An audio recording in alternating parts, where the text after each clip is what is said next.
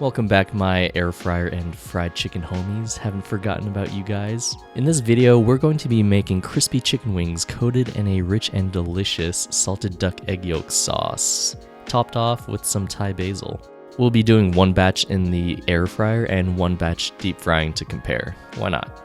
And if you're new here, if you end up liking this video, please consider subscribing for more fried chicken or air fryer action. Hope you guys enjoy the video.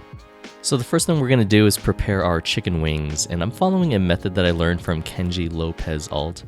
We're going to take our chicken wings, about 2 pounds or 1 kilograms worth, which also equates to about 12 drumettes and wingettes combined.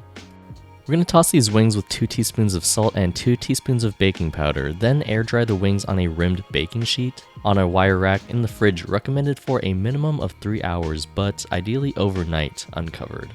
And I'll explain later why we're salting now and using baking powder on these wings. And these are air-chilled chicken wings, by the way, and if you're wondering why some chicken wings are labeled as air-chilled, when chicken wings are processed before packaging, they need to be chilled down to a certain temperature relatively quickly for food safety reasons. And they do this by either dunking the chicken in very cold water, which is called water-chilled, or they use a blast chiller, which is air-chilled. Because air chilling is a more expensive process for companies and widely considered a better method for chicken flavor and texture, unless your chicken wings are labeled as air chilled, you probably have wings that have been water chilled. In this recipe, air chilling has its advantages over water chilled, mainly because the skin is drier and less moisture in the skin will let the skin get crispier more easily. While the wings are chilling in the fridge, take this time to go back to your workplace fridge and get these salted duck egg yolks that you forgot there after shopping at the Asian market during your lunch break. After getting back home, we're going to soften up 4 of these egg yolks by microwaving them. Poke holes in them all over with a fork so they don't explode in the microwave. Put them in a bowl with a splash of water and microwave covered for about 30 seconds. You can also put them on a plate and steam them for about 10 minutes. The results will be about the same, so do whatever makes you happy. Mash up your juicy looking egg yolks until they're about the texture of coarse sand, and then set them aside. Then tear off a nice handful of Thai basil leaves, and if you're having a hard time identifying Thai basil at the Asian grocery store, it's the one with the purplish stems and purple buds. It has a licorice anise-like flavor that goes pretty well with the rich egg yolk sauce. Set those bad boys aside for later. And after the 3 to 12 hour slumber in the fridge, take out the chicken wings and give them a light tossing with some cornstarch. Adding the starch will give the chicken wings more crispy bits for the sauce to hold on to.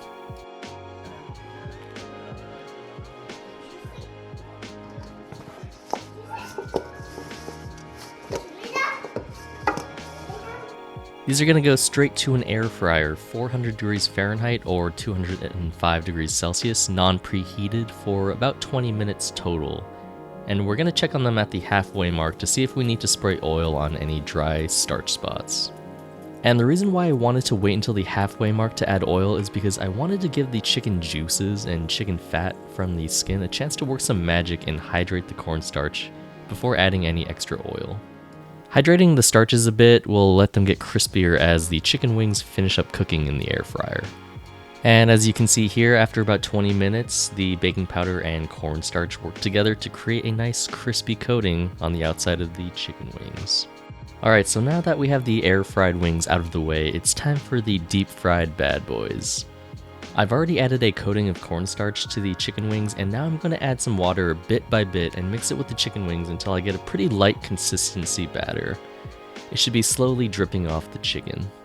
I have this Dutch oven here filled with peanut oil, and going at a medium-high heat, we'll put the chicken wings in for 7 minutes at 350 degrees Fahrenheit or 175 degrees Celsius. And make sure to move them around a bit initially to prevent them from sticking to each other. After the first fry, we'll take the wings out and let them rest for 5 minutes or so while we bring the oil temperature back up to 375 degrees Fahrenheit this time, or 190 degrees Celsius, and fry for another 7 minutes until golden yellow and crispy. And you might be wondering, bro, why are we frying these twice? Well, the reason is that when you're frying it the first time, it sets the coating and cooks the chicken wings, but then after you let it rest for a little bit, the 5 minutes, some moisture will find its way out into the outer coating and it's gonna get soggy. So that second fry is gonna cook the chicken all the way through, and then it's gonna also drive out some of that excess moisture that found its way out into the outer coating, and shit's gonna be crispy, bro.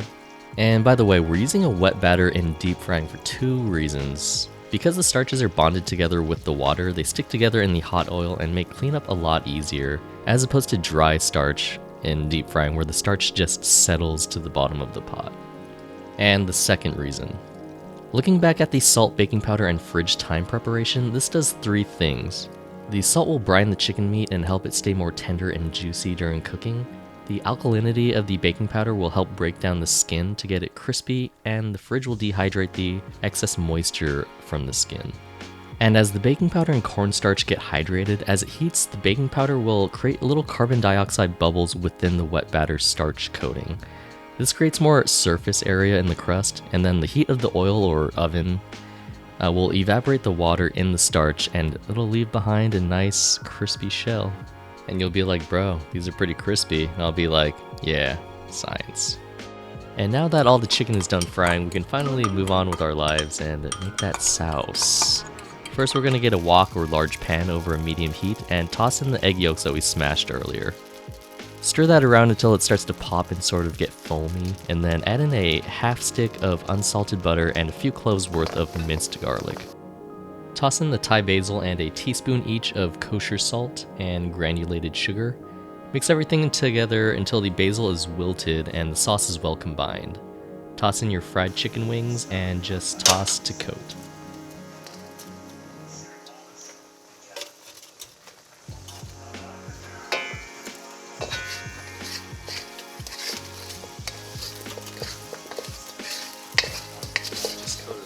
Here we are plating the air-fried chicken wings, and here we are plating the deep-fried chicken wings. I gotta say, overall, both the air-fried ones and the deep-fried ones were both pretty satisfying. The deep-fried ones were perfect. The sauce really hung on to the crispy coating, and the double frying left a very satisfying crunch, and the meat was still tender and juicy. The air-fried ones were less consistent with their crispiness. Some parts were super nice and crispy, but other parts were softer on the crunch, and the meat had a drier texture than the deep-fried ones. Side by side, the deep-fried ones have the edge, but if you gave me a plate of these air-fried ones, I'd be like, dude, I love you. Anyways, hope you guys enjoyed the video. Like, comment, subscribe, do all that good stuff, and we'll see you guys next time.